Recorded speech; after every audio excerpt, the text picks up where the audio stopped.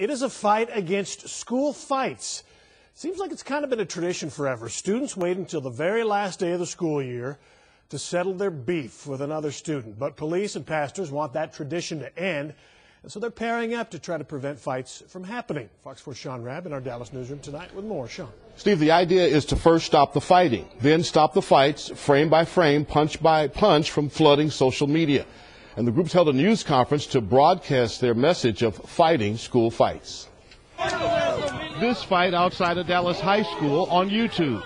Look how many in the crowd have their phones up recording. His generation was to put it on YouTube and show it all over to make the city look bad, like DISD has no control and our city has no control, which is not true. Police and pastors partnered to say don't get caught up in end-of-school violence when Dallas schools let out next week. We'll be out in force on this end of the school year. We plan on trying to make everything safe for the students and all of DISD. And the increased presence most visible along DART rail lines and transfer stations. They be down here, they just be getting into it and stuff. It get crucial. They'll walk somewhere, fight up here.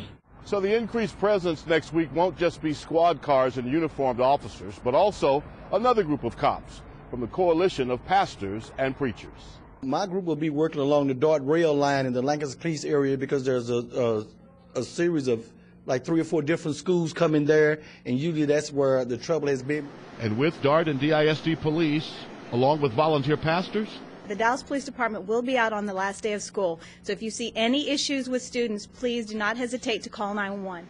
It's a think twice moment for some who might be on the streets at the end of school and get into fights. You getting caught up in these things, you're trying to impress your peers, maybe there's a girl out there trying to get her digits or something. But in all honesty, you aren't going to be impressing anybody once you got that record. And the takeaway message to keep fights from finding their way to Facebook and ugly scenes off YouTube is, when school is out, go home. Now, the increased presence, Steve, will take place Monday and Tuesday. Tuesday, the official last day of school for DISD.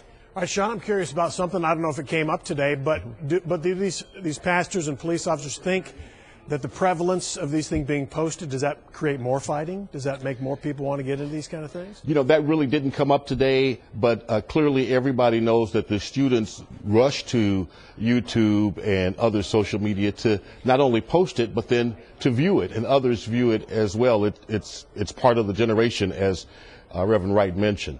Everybody seemed pretty optimistic that they're going to have an impact out there, because what else have we heard, pull the pants up kind of thing, and I don't know how big an impact that has had. How about this? Are they pretty optimistic?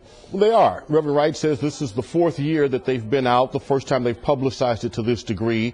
He says they've seen some success where the presence of those men, the pastors and preachers and police have been, and really along that Lancaster Keys corridor is where they're planning to focus Inten's presence. Excellent. Sean Rabb, thanks a lot. Okay.